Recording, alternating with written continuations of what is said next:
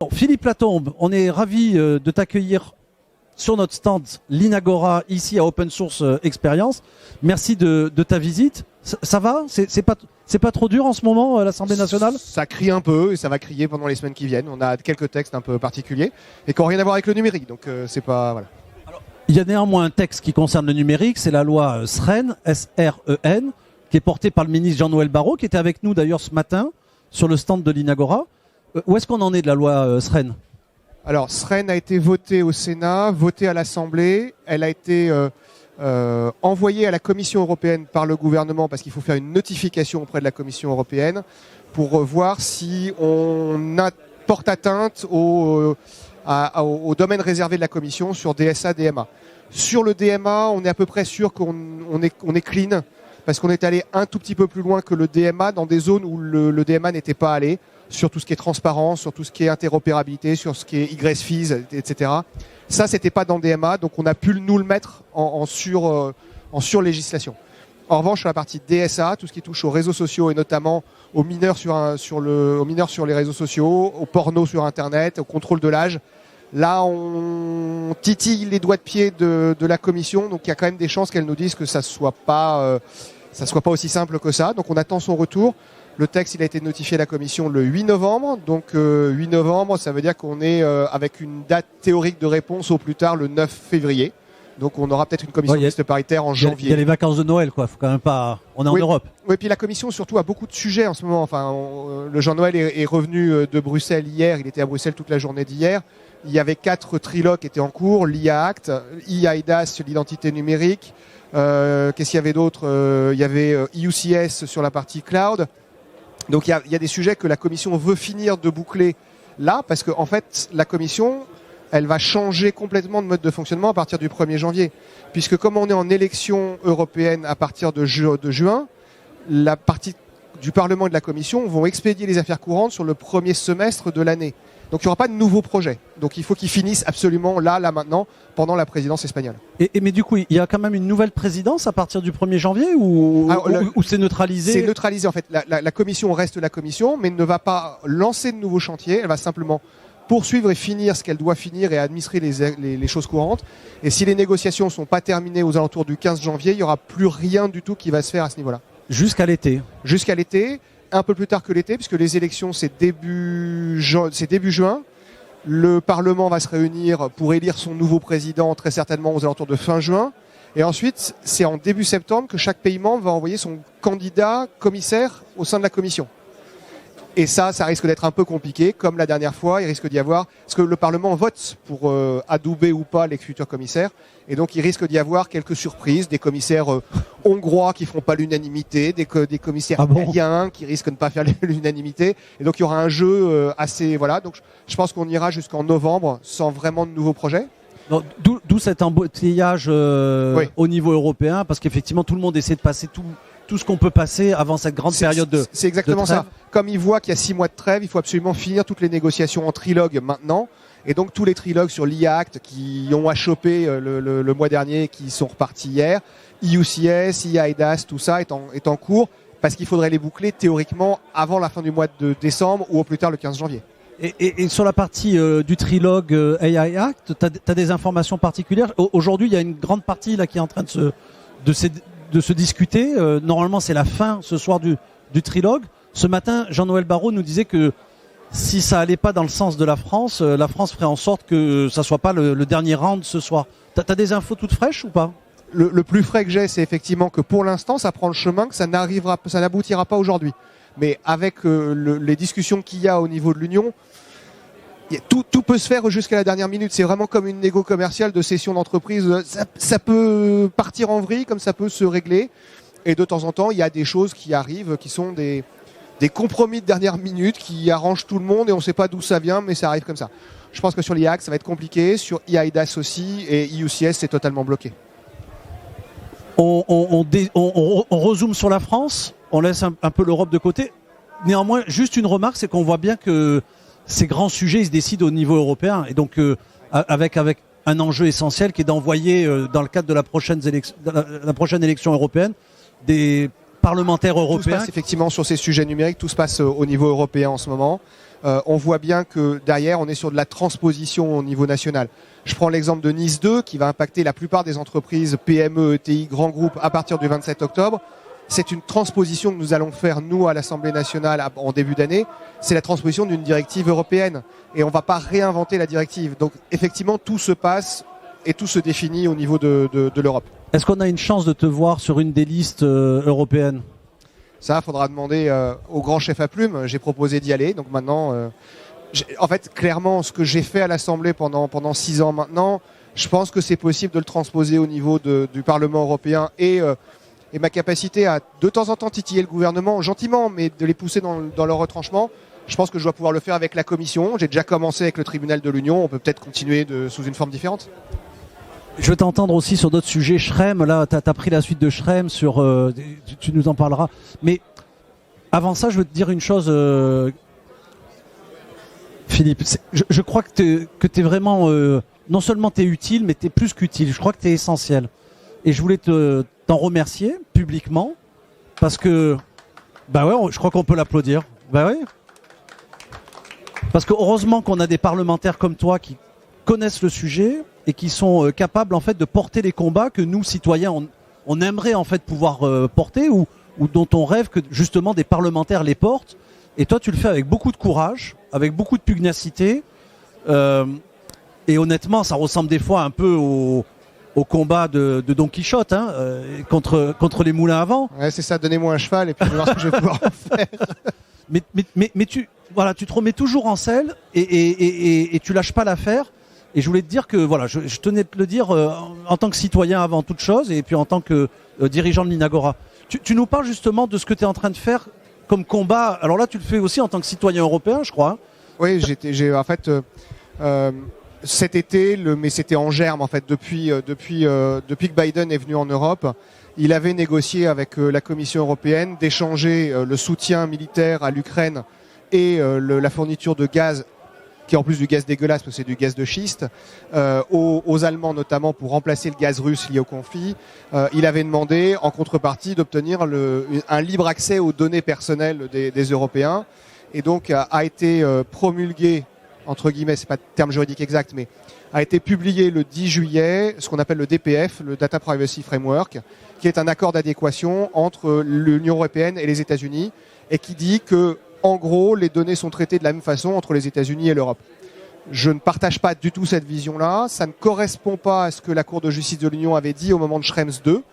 Et donc, j'ai essayé de mettre un coin sur ce DPF en l'attaquant devant le tribunal de l'Union, en utilisant un petit bout d'un article du traité de Lisbonne qui dit que tout citoyen qui est impacté par une décision unique de la Commission peut l'attaquer devant le tribunal.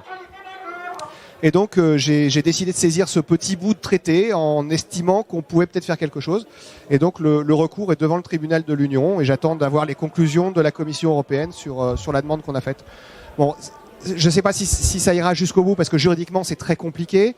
Maintenant c'est aussi un moyen de dire à tout le monde, regardez bien le DPF, grandes entreprises, regardez-le, il n'est pas juridiquement super fiable, vous risquez un Schrems 3 ou un Latomba, on s'en fout, mais vous risquez de vous retrouver avec un accord invalidé, et donc ne vous ruez pas dessus tout de suite. Peut-être qu'il faut rester aux clauses contractuelles type dans un premier temps et voir ce que ça donne. Et puis c'est un moyen de dire aux États-Unis qu'on ne se laisse pas faire, et qu'ils ont besoin eux aussi d'évoluer.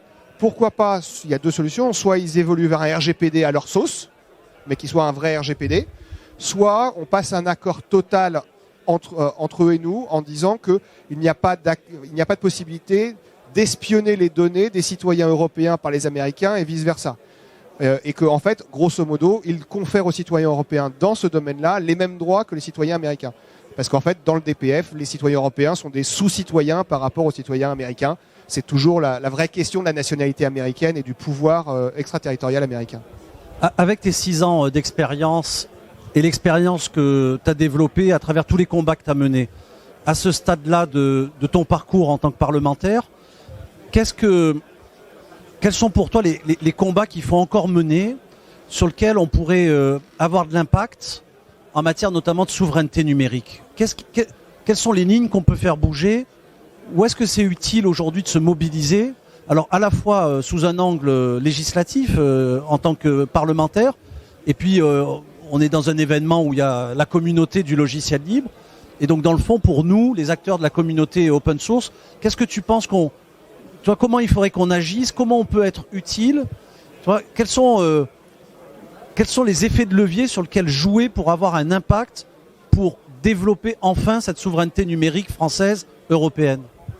Alors, au niveau législatif, je pense qu'il y a un truc qu'il faut qu'on fasse, mais qui là aussi se déciderait au niveau européen, même si on peut essayer de le pousser le plus possible d'abord au niveau national, c'est de flécher la commande publique vers des entreprises françaises et européennes. Et donc, il faut qu'on arrive à dire à l'État, vous arrêtez vos bêtises, c'est pas systématiquement des Américains sur étagère à l'UGAP qu'il faut prendre, mais il y a des solutions. Et donc, ça, il faut qu'on arrive à faire un truc au niveau européen, qui serait une sorte de Buy European Act et un Small Business Act. Les deux. Parce que le truc, c'est que les Américains font ça. Ils ont les deux. Ils ont les deux. Eux. Ils ont le Buy American et Act. Si nous, on faisait ça, ils nous traiteraient de communistes, ou carrément, ou quasiment. Or, ils font ça. En fait, c'est du protectionnisme de leur côté. Il faut qu'on ait la réciprocité du protectionnisme. Oui, ils nous accuseraient de vouloir faire de la régulation. Oui. Et ils nous caricaturent souvent comme ça, sachant que ceux qui régulent le plus, c'est les US. Sur les entrants, sur tout ce qui va entrer, logiciel ou produits industriels, oui, ils sont très protectionnistes. Et donc là-dessus, il faut qu'on arrive à équilibrer. On peut pas vendre, nous. Non, c'est très difficile. À l'État fédéral, on peut pas vendre. Il nous faut en fait une licence spéciale. Et en plus, si jamais on vend aux États-Unis, on s'expose aux lois extraterritoriales américaines. Voilà. Donc il faut qu'on ait nous la même chose que les États-Unis. Ça, c'est du niveau législatif. Réciprocité. C'est du niveau législatif européen. Français dans un premier temps, en poussant, en obligeant Bercy à commencer à pousser en disant que tout ce qui est sur le catalogue de l'UGAP, c'est pas si bien. Alors, il y a un truc bien, c'est qu'ils ont fait sur ce qui a été décidé pour Olvid au niveau gouvernemental, c'est bien, c'est un premier signe. Ça montre quand même que cette notion de souveraineté, elle commence à percoler un petit peu.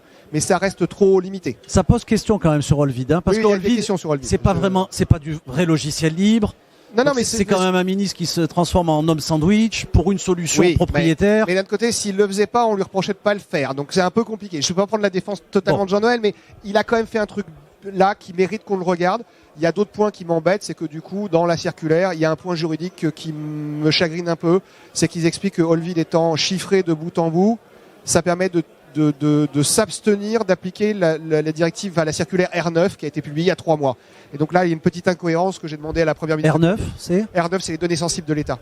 Et donc j'ai demandé à la Première ministre si elle pouvait corriger ça parce que c'était pas cohérent. Sachant que tout est hébergé chez AWS. Alors certes, crypté de bout en bout, mais... Oui, voilà, c'est ça qui me gêne un peu parce que ça correspond pas à la circulaire. Maintenant, qu'est-ce que vous pouvez faire? Je pense que la seule solution, c'est de chasser en meute. C'est de répondre à des appels d'offres, de vous associer entre vous. Dans la plupart des cas, vous n'êtes pas concurrents. Vous êtes complémentaires. Il y a peut-être des petits bouts d'activités sur lesquels vous êtes concurrents, mais sur l'immense majorité des choses, vous devez pouvoir trouver des consortiums pour pouvoir répondre à des marchés, à des appels d'offres, pour montrer que ça marche et que c'est pas si compliqué de trouver une solution open source qui répond aux besoins du client. Et sachant que derrière, il y a un vrai besoin, c'est que de plus en plus, mais Nice 2 va le mettre en avant, c'est que dans Nice 2, il est prévu que la gouvernance des systèmes d'information soit placée au niveau du COMEX. Donc c'est-à-dire que les COMEX devront savoir à peu près comment fonctionne leur système d'information. Déjà que pour un DSI, c'est compliqué de savoir comment ça fonctionne, alors j'ose même pas imaginer pour le COMEX. Le gros avantage de l'open source, et surtout si vous êtes en briques associées, c'est que les DSI et le COMEX vont devoir savoir ce qui se passe, comment ça se passe, où va la donnée, comment ça circule, et donc ça va leur élever leur niveau de connaissance de leur système d'information. Comme ils vont avoir une sanction personnelle en cas d'attaque, parce que c'est ça Nice 2 la finalité, c'est de rendre responsable intuitu personae les COMEX ou le dirigeant d'une entreprise pour les entreprises services essentiels ou celles qui sont très sensibles. Et bah du coup forcément ils vont devoir mettre les mains dans le cambouis de leur système d'information. Et là vous avez quelque chose à jouer parce que vous êtes open source, vous êtes en capacité d'expliquer comment ça fonctionne. S'il y a des failles de vulnérabilité, vous avez la possibilité dans la communauté de vous aider les uns les autres à les patcher. Je pense que vous avez un vrai jeu, un vrai truc à jouer là en ce moment. Bon, c'est un peu ce qu'on fait et on le montre physiquement ici. Tu sais, on accueille nos collègues en fait du Voice Lab, par exemple, avec qui on travaille. Et dans le Voice Lab, tu as une quinzaine d'entreprises qui font du chassé en meute autour de la data française. Notre idée, c'est de développer des corpus de langue française et on s'est tous rassemblés plutôt que chacun, tu vois, essaie de développer ses propres corpus de langue. Du coup, grâce à ce qu'on a fait avec Voice Lab, ce qu'on fait avec Tolker, qui est aussi en fait une PME du secteur, eh ben, ces datasets, on a pu les utiliser dans le cadre d'une autre initiative que l'Inagora a lancée et a commencé en fait à orchestrer, qui s'appelle Open LLM France. Il y a plus de 400 membres aujourd'hui dans Open LLM France, et on a réalisé pour la première fois un vrai modèle open source dans lequel non seulement tu as l'ensemble des algorithmes, mais tu as tous les datasets, tu as toutes les méthodes d'entraînement, tous les poids. C'est pas de l'open source à la méta, hein, où en réalité je donne qu'une partie en fait de mes sources, ou à l'open source d'autres startups, y compris les meilleures startups françaises qui ont le vent en poupe aujourd'hui. Et donc on essaie nous effectivement de jouer ce chasser en mode, et je crois que ça marche. C'est pour te donner en fait un feedback. Je sens vraiment que ça vient, que ça arrive, qu'il y a vraiment cette envie de travailler tous ensemble. Et d'ailleurs, en parlant d'intelligence artificielle, je pense que pour une partie des solutions, et l'État devra se poser la question de la transparence des algorithmes qu'il utilisera, à ce moment-là, les algorithmes open source d'intelligence artificielle seront la solution. Et je vois mal comment aujourd'hui on pourrait se passer, quand on est une CAF, quand on est un organisme d'attribution d'aide sociale, comment on pourrait se passer de la transparence des algorithmes, parce que de toute façon, la dernière décision de la CADA l'a montré, c'est que la CADA a imposé de mettre à la disposition de tout le monde les critères qui ont servi à faire du contrôle, notamment en termes de fraude auprès des CAF. Et donc on voit bien qu'il y a eu des surreprésentations et surpondérations d'un certain nombre de choses. Donc je pense que l'open source, là, avec sa capacité à être transparente, beaucoup plus que d'autres entreprises, peut tirer son épingle du jeu. Et on déplace les lignes, parce que je ne sais pas si tu l'as remarqué, mais on a y compris l'IGN qui est présent, et donc qui est un établissement public, mais avec lequel on partage un certain nombre de valeurs en matière de transparence, de partage en fait de la data. Et donc les associations et ce chasser en meute, je suis même pas sûr qu'il soit que côté privé. Il est aussi de la façon dont on peut tirer en fait des ponts entre le public, entre le privé. Il y a cette initiative de la DINUM qui s'appelle Blue Hat. Qu'est-ce que tu en penses d'ailleurs de la stratégie annoncée par la directrice de la DINUM, Stéphanie Chaher, cette stratégie open source de construire des communs numériques? C'est quoi ton analyse? C'est une bonne initiative, et on le voit d'ailleurs, dès le 1er janvier, il va y avoir une modification très claire des données d'organismes publics qui vont être en accès libre modifiées. Je pense notamment à Météo France, qui était plutôt qui retenait les données. Ils vont maintenant, au 1er janvier, les ouvrir de façon très large. Et ils sont obligés de le faire par la loi, mais ils vont être obligés du coup de se réinventer complètement en termes de modèles. Et donc ils vont avoir besoin de pouvoir avoir une communauté autour d'eux qui utilise ces données. T'as agi là-dessus à l'Assemblée nationale, non? Je crois que t'as écrit au ministre. On a fait des choses avec un collègue que vous connaissez bien, qui s'appelle Botorel, et qui est très on salue, voilà. Eric. Eric, on espère que tu viendras jusqu'à jusqu'à la porte maillot. Sur ce sujet-là, sur les datas, on est très alignés. On est très alignés sur plein de sujets, la redevance copie privée, un certain nombre de sujets, et celui-là est très important. Parce que c'est aussi l'avenir des entreprises de type Météo France. C'est que ce sont des données, il va falloir qu'elles les réutilisent, il va falloir qu'elles trouvent des nouveaux modèles, et il y a quelque chose à construire. Ça, pour le coup, l'IGN et son président Sébastien Soriano ont montré la voie quelque part. Hein. Il a complètement repositionné l'IGN sur son marché. Les cartes papier, ça existe quasiment plus, donc il fallait bien faire quelque chose.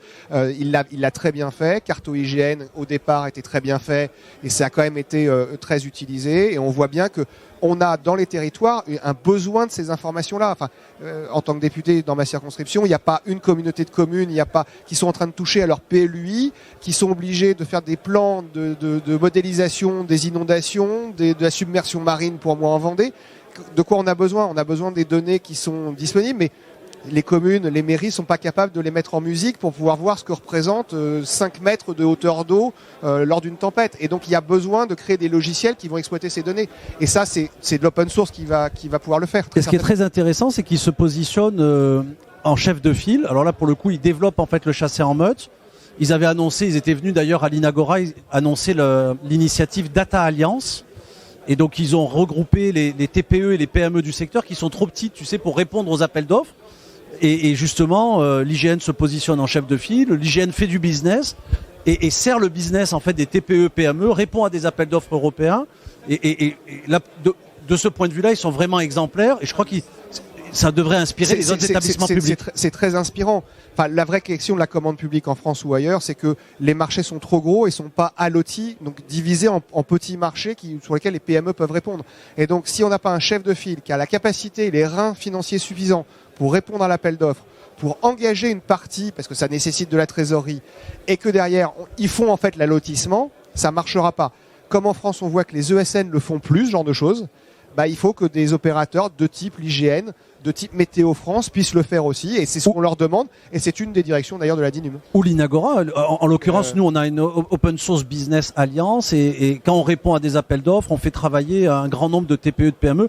Je crois qu'on sous-traite près de 40% de notre chiffre d'affaires service à l'Inagora, à des indépendants, à des TPE, à des gens qui sont du domaine de la recherche. Je pense par exemple à Ocamel Pro. Tu sais, les gens qui font la calculette des impôts, ils ont réécrit le code en GNU COBOL dans un nouveau langage qui sort de l'INRIA. Enfin, nouveau. C'est pas si nouveau que ça, mais par rapport au COBOL, c'est nouveau.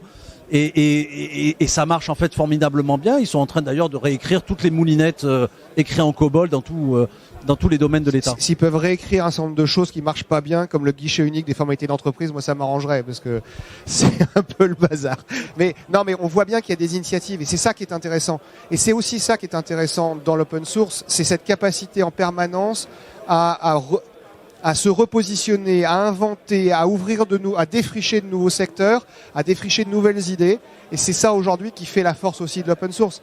Et c'est en faisant ça, en montrant à l'administration qui est un peu lente, qu'il y a des choses qui marchent, que vous allez pouvoir avoir des marchés, avoir un fonctionnement. Et c'est pour ça que la DINUM et ce que fait Madame Cher est très bien, parce qu'elle vous ouvre la porte. Maintenant, à vous tous de rentrer quand la porte est ouverte. C'est plus simple que quand elle est fermée. Pour une fois qu'elle est ouverte, il faut rentrer dedans. Bon. Eh ben écoute, merci beaucoup avec ce message positif et plein d'optimisme.